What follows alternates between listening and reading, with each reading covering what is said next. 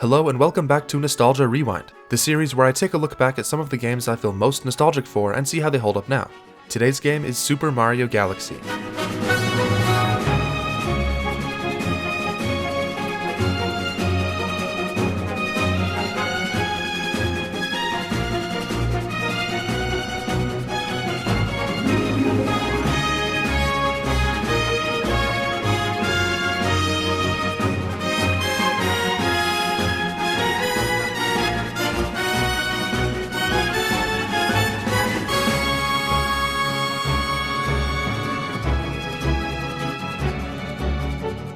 Super Mario Galaxy is a very special game, both for me and for many other people as well. I've covered a lot of games in this series so far, but none have loomed quite as large over me as this game has. I've honestly been scared to tackle Mario Galaxy for a while now, because I was worried I wouldn't be able to find the right words to describe just how magical this experience is. Basically, this game means a lot to me, and I hope I'm able to capture just a small amount of that unique Galaxy feeling, while bringing back some nostalgic memories for all of you along the way.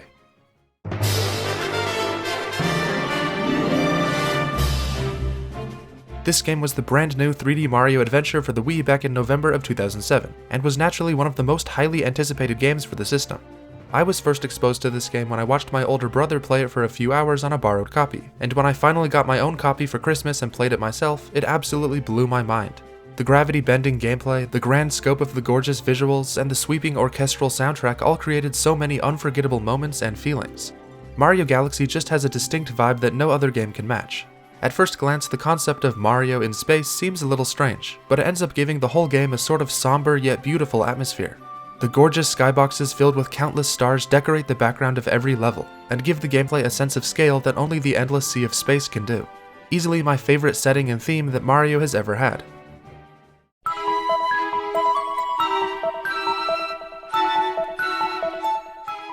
Super Mario Galaxy's opening is the best of the whole series, and one of my personal favorites in all of gaming. It starts with this storybook aesthetic that instantly sets it apart from other Mario games and gives it a timeless quality.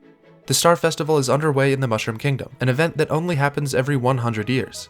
Starbits rain down through the night sky, and the town plaza is full of happy toads celebrating the festival. It only takes about 30 seconds to walk through this section and onto the next, but yet it's stuck in my memory through the years as an incredible way to begin the game. But this piece is quickly interrupted as Bowser's ships come flying over the horizon, attacking the town and castle. This is probably the most threatening Bowser's army has ever felt. This scene of Mario running through the fire and chaos shows just how destructive these flying ships can be. Then as the music swells, this giant UFO appears out of the clouds and fires giant lasers separating the castle from the ground, as airships lift it into the air and up into space.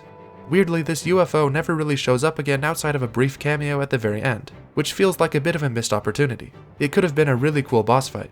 But anyways, all the cutscenes in this game are fantastic. They're surprisingly epic and cinematic.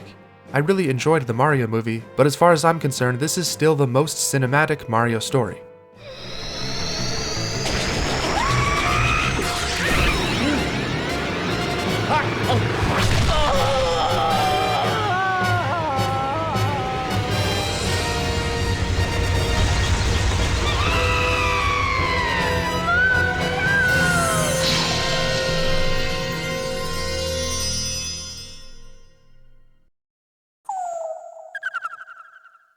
After Mario gets blasted into space, he wakes up on this small planet which acts as a sort of tutorial area. The atmosphere here is amazing, and it's the perfect way to slowly teach the player how movement works on these sorts of planets. I absolutely love this space aesthetic. It's one of my favorite vibes in any video game. You meet Rosalina after catching a few bunnies, team up with Luma to get a new spin move, and launch into the first real level. The levels in this game are very linear for the most part, but I think the pure creativity of the gameplay mechanics that are constantly being introduced keeps things interesting. The levels are split up into galaxies that usually have multiple stars in each one. The galaxies vary in size, with some being straightforward and linear, while others have a more free and open design that lets you explore. Every galaxy has multiple different mechanics for the player to mess around with. There's ray surfing, ice skating, shell riding underwater, twirling through the sky after shaking out of a tornado, rolling around on a giant ball, riding on giant flowers in the wind, and so much more.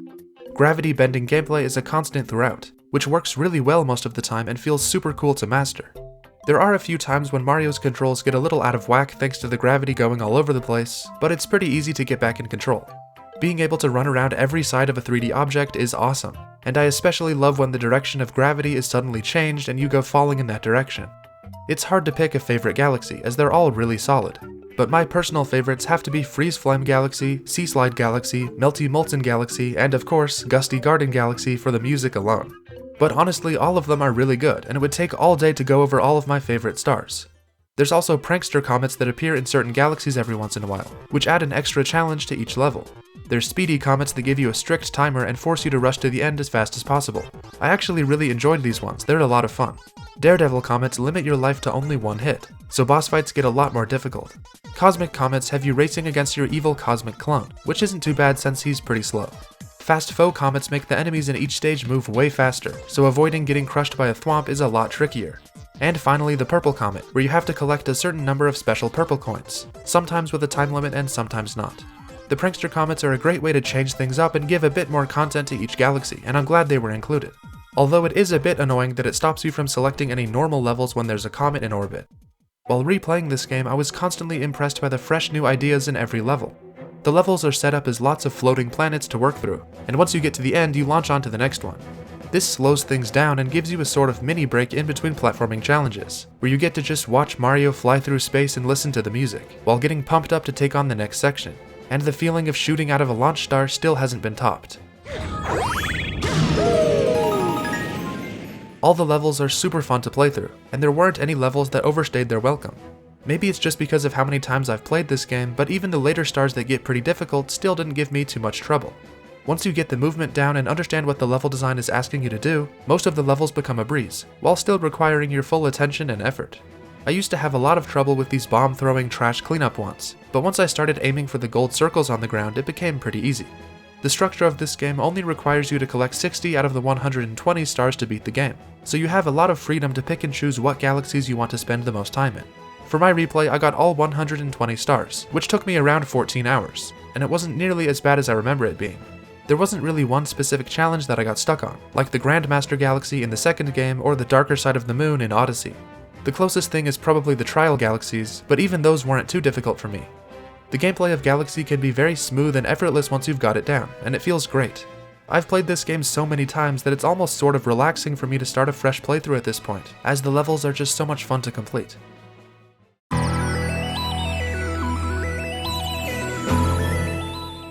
But what's really impressive to me about the level design in this game is how quickly the new ideas are introduced and then promptly discarded. That might sound like a bad thing, but I actually think it's great for the pacing and energy of the gameplay. Right when you start getting used to an idea, the next levels create something new for you to learn.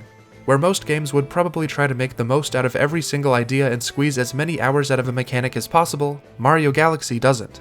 This also means that if you aren't particularly fond of a certain mechanic, like the sling pods for example, they're only used once or twice before moving on to something else. Gold Leaf Galaxy is a little bit strange as it's just a reversed version of the Honey Hive Galaxy, but the mechanics and visual design are different enough that it doesn't bother me very much. Probably the biggest exception to this fast level of pacing are the purple coin missions, which come from the purple comets I mentioned earlier. These missions only unlock after you've beaten the final Bowser fight at least once. 100 purple coins are scattered across the level, and it can take a while to find all of them. I think there are just too many of these purple coin levels, but it is a pretty good final challenge to test your resolve on the way to 120 stars. For a second I thought this 8-bit Luigi level would be extremely difficult, until I realized that you don't have to collect every single purple coin to get to 100. It can get pretty annoying when you're running around with 99 of the 100 purple coins trying to find that one last final coin that's sitting somewhere, but hey, at least the music is great.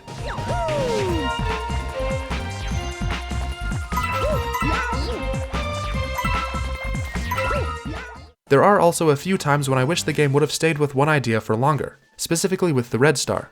Being able to freely fly around feels terrific, but sadly there's really only one star that uses this power-up, and it's just a purple coin collecting one. Thankfully, the red star is usable in the Comet Observatory, so at least you get to use it whenever you want in the main hub area. Speaking of power-ups, let's get into that. Mario Galaxy introduces a variety of new unique power-ups, alongside some familiar returning ones. The classic fire and ice power-ups are back, but this time they're given a limited timer that runs out quickly. I understand why they chose to do this, as it forces you to move quickly and efficiently while powered up, but it does get a little old after a while having to constantly keep going back and grabbing it again just to throw some fireballs or skate over ice-cold water. The timer allows for some great gameplay moments like trying to rush to the top of this mountain before you run out of time, but overall I think it would have been more fun if they acted as normal power-ups and didn't have limited usability. At least Ice Mario looks really cool in this game though. Then there's the bee mushroom, which lets Mario hover in the air for a bit and climb around on honeycombs. This one is very situational, and it can be a lot of fun when the level design is built around it. For some reason your spin move doesn't push you up into the air anymore when using this power-up, which makes it a lot less fun to use. The boo mushroom turns Mario into a ghost, where you can rapidly tap A to fly around and shake to shortly turn invisible. Other boos are strangely attracted to Mario in this state, which raises a lot of questions. The spring mushroom lets you bounce super high into the air after charging up a jump, but it has very limited mobility, making it somewhat frustrating to use. There's also the red star that I mentioned earlier, which is probably one of my all-time favorite Mario power-ups despite being underused. And finally there's the rainbow star, which acts as a normal star from older Mario games, making you totally invincible for a short time. Overall this is a decent lineup of power-ups, but it isn't anything too impressive. Galaxy 2 introduced some more interesting power-ups that are a lot more fun to use, but I'll get into that some other day. The interesting thing about Galaxy's power-ups is that oftentimes they actually limit your movement, which is kind of the opposite of how power-ups usually work. Personally, I think this works for the levels in this game, as the design of the platforming challenges makes great use of each power-up, but I can totally see why this game's approach to power-ups might annoy some people, because it's definitely a different style. For example, in a new Super Mario Bros. Game, power-ups are rarely required, they just make the platforming easier. But in Galaxy, the power-ups are absolutely required to make it through certain levels. Personally, I'm a big fan of making the power-ups more inherently tied to the gameplay, but overall this game actually doesn't put too much focus on the power-ups themselves, as the majority of the levels have you playing as normal Mario. When I think back on this game, the power-ups aren't what sticks out to me the most. It's the actual levels themselves and the unique mechanics they have that I remember most.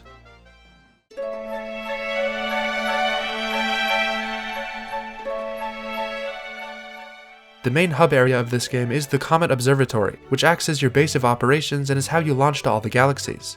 Similar to Peach's Castle and Delfino Plaza before it, this area is easily one of the most memorable parts of the game as a whole.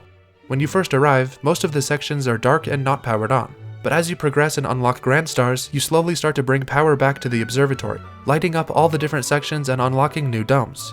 There are 6 domes in total, and all of them have unique themes that really make the Comet Observatory feel like a lived-in location. There's the terrace, which acts as an observation room, the fountain is the perfect place for relaxing, the kitchen is where meals are prepared, the bedroom is where you can go to sleep, the engine room is the center for repairs and maintenance, and the garden is Rosalina's secret special place that reminds her of home. I love that the domes actually have real-world uses and are functional parts of this large spaceship. It gives this hub world a much more cozy feeling, like it's a place you could actually live in. It's also just a really cool concept to have such a huge structure transform into a moving spaceship, and seeing it soar through space is amazing. It's not a massive area, but it's big enough to run around in and practice your platforming combos. I just love the layout of this place. The different sections flow together so naturally and it's really fun to explore. I've spent so much time in this location that even just walking around will give me tons of nostalgic memories from my childhood. One of my favorite parts about the Comet Observatory is how it gets more and more populated by characters as you play. At the start there's hardly anyone here, but by the end there are Lumas all over the place, flying through the sky and hanging out in every corner. And Luigi and the Toad Brigade hang out in the lower left corner near the garage. And of course there's the incredible music, which also evolves and becomes more and more beautiful as you progress.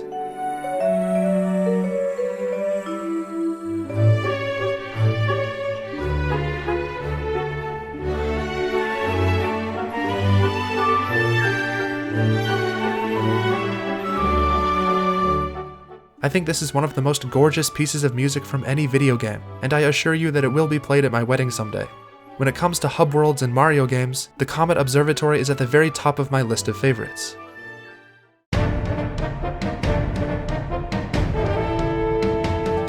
But you can't have a good Mario game without a great movement system, and I think Mario Galaxy has a great control scheme. It was obviously designed for the Wii Remote and Nunchuck, so playing the 3D All-Star Collection with a Pro Controller can feel a little strange. Personally, I still much prefer using the original control scheme, especially when it comes to pointing around the screen to collect star bits. But I decided to play the Switch version so you all could enjoy the nice HD visuals, despite the slightly awkward feeling controls. Mario's movement in Galaxy is definitely more restricted and limited when compared to something like Mario Odyssey, but I don't think that's inherently a bad thing. It can be a little jarring at first when going back to this game, as Mario can feel a bit slippery and stiff at times, but after a few hours you get used to it pretty quick, and the levels are specifically designed with this moveset's limitations in mind. This type of level design wouldn't be possible with a movement system that gave you complete control. The levels are linear to match Mario's more linear movement options. Neither the open or linear movement is inherently better than the other, and I think both are an important part of the series as a whole. Mario's base movement options include a jump, backwards jump, side jump, triple jump, ground pound, and the best one by far, the long jump.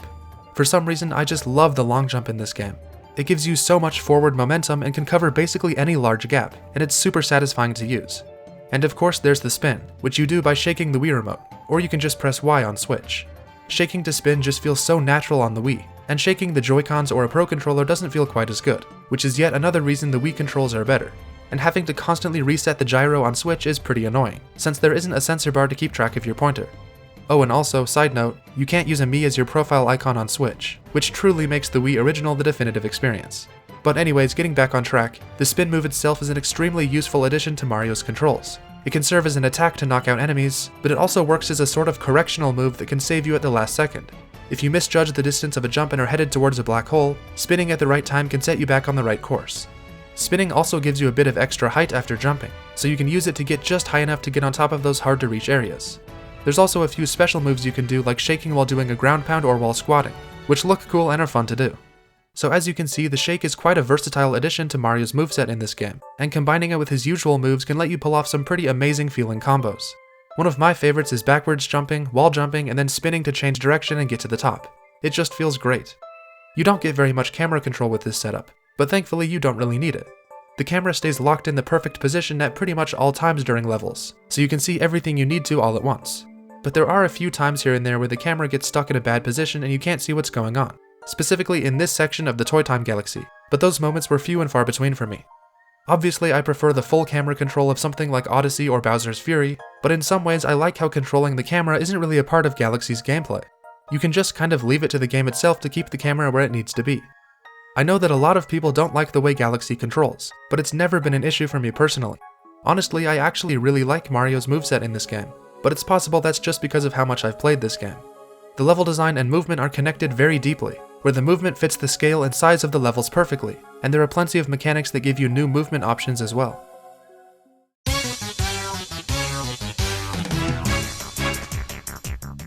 At the end of each dome, you take on a final level that has a boss fight at the end, which are some of the best parts of the game. They're all super fun to fight against and feel really epic and intense, with the exception of Bugaboom, which is probably the weakest one. Bouldergeist is super satisfying to beat once you master it, and the absolutely massive scale of Mega Leg is amazing. They're all pretty short encounters since this is a Mario game, but they still manage to be really memorable fights. You actually fight Bowser himself 2 times before the big finale, and these are some of the best boss fights in the whole series. The music is spectacular, and it feels fantastic to dodge all of Bowser's attacks on this small planet. You have to lead him to these blue areas where he lands in the lava, and then starts running in the opposite direction. So you head around the planet to meet him on the other side, then spin to send him flying around, and when you land that final hit, it's extremely satisfying and feels great. I think these are the best Bowser boss fights ever, as they feel really up close and personal, like it's an epic duel between the two of you where you're both giving it your all.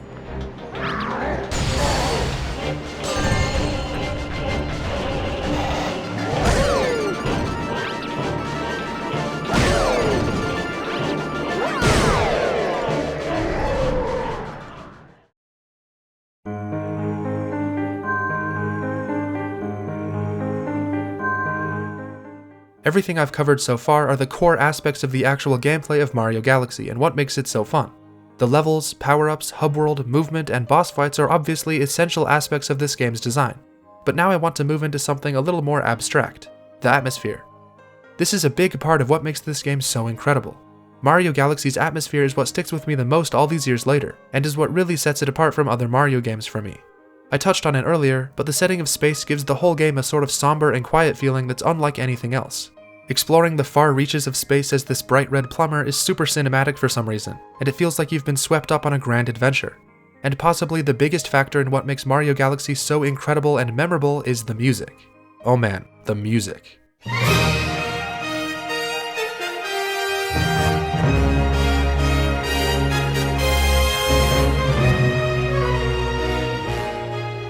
There are so many songs in this game that blow me away every time I listen to them. You've got this huge orchestra just playing their hearts out with these amazing melodies that have so much emotion built into them. There's the super epic and cinematic tracks that get me hyped every time.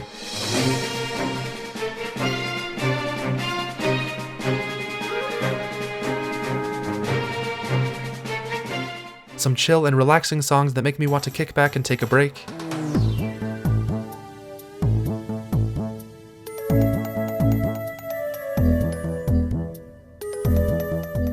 atmospheric and floaty songs full of space ambience,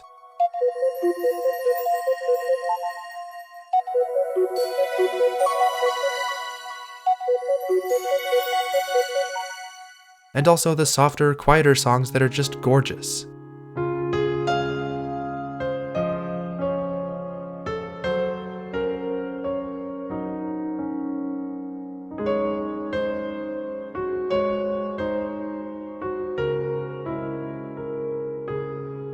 It's all perfect, and it's an essential part of why this experience is truly special. I can easily say that Super Mario Galaxy has my favorite video game soundtrack of all time. I've listened to it consistently throughout my entire life, and I'm sure I'll continue to do so in the future. Alongside the music, the sound design is also great. Pretty much everything in this game has super satisfying sound design, from Mario's spin to the sound of crawling around honeycombs as Bee Mario. I especially love the sound effects of fighting against King Caliente.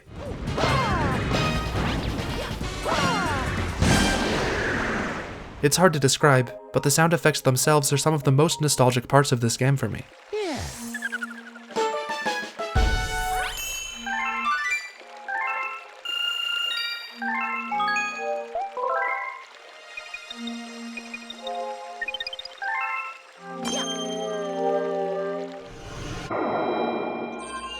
Now let's get into the story. Normally with Mario games, there's almost nothing to talk about with this story, but Mario Galaxy is different. It's still a pretty basic narrative overall, but there are a few key areas that have a lot more development and impact than anything else from this franchise. I've already talked about how much I love the opening, but there's also some really cool lore that Rosalina tells you when you first arrive at the Comet Observatory.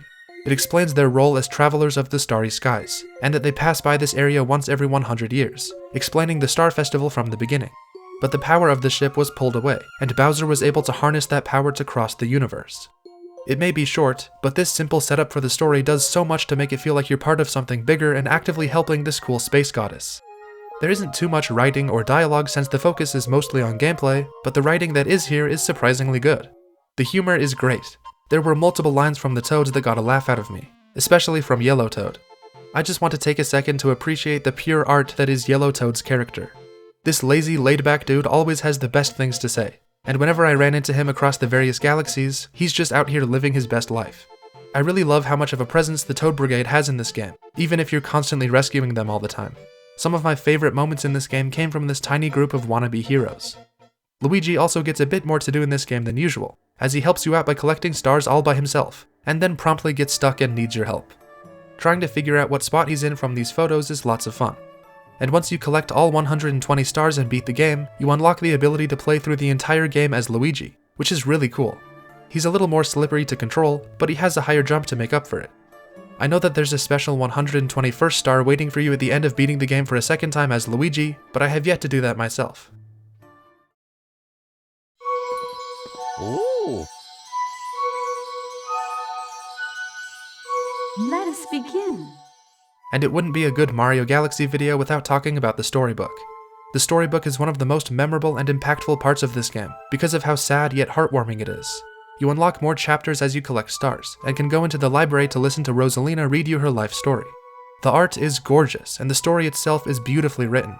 It's a pretty straightforward story about a child growing up and leaving home, but it's just executed perfectly.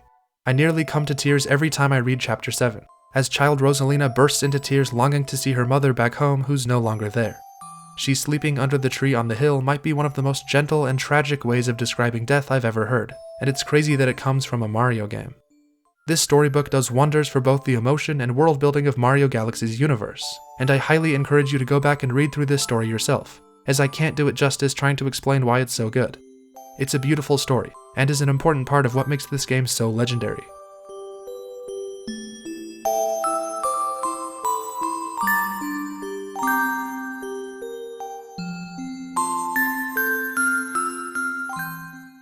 Once you collect enough stars, you can launch towards the center of the universe to take on the final challenge of the game and save Princess Peach.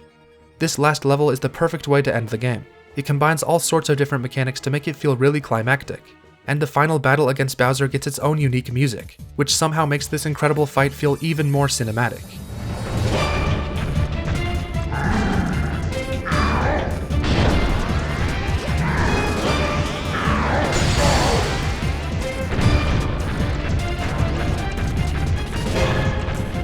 After a long fight, you finally get the best of Bowser and knock him into the lava planet in the distance.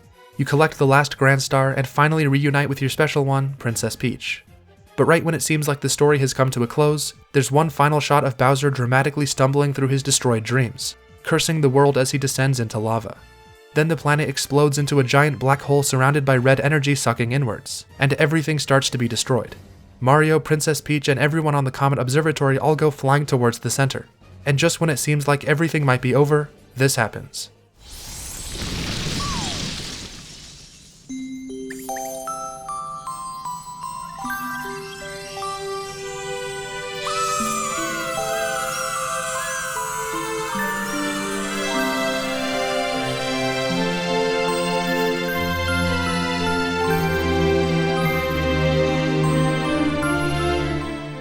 Hundreds of Lumas go flying into the black hole, sacrificing themselves to stop the end of the world and create a fresh new beginning for the universe.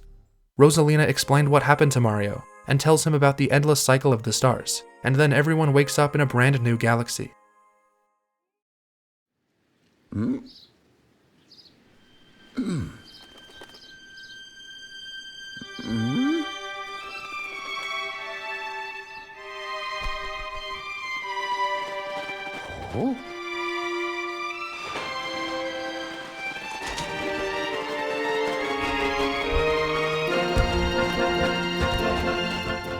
And that's the end of Super Mario Galaxy. The final moments of this game are simply incredible, and have always stuck with me years after I first experienced it. When it comes to storytelling, I think this was the peak of the series. Sadly, Mario Galaxy 2 abandoned this style of narrative, and while I still love that game, I'll always wish Mario could go back to this type of story. And with that, I think I've covered pretty much everything I wanted to. This project was a lot to take on, because of how much this game means to me. But now that I'm at the end of it, I'm so glad I made this video. It gave me a reason to go back and re-experience everything this game has to offer, and confirm to me that I will always love this game, despite what anyone else says. I've been afraid of making this video for a while because I didn't think I could make something good enough, but replaying Galaxy has reminded me that there's beauty in simplicity. A big thank you to AdamCrossing for creating this incredible custom logo. I knew I wouldn't be able to recreate this logo perfectly myself, and I'm so glad they were able to make it look as good as it does. Be sure to check out their links in the description below, and head down to the comments to let me know how you feel about Mario Galaxy. Whether it's one of your favorites of all time, or if it never resonated with you personally. I had a blast making this video, and I hope I was able to show you why this game means so much to me. Thanks for watching guys, and I'll see ya in the next one.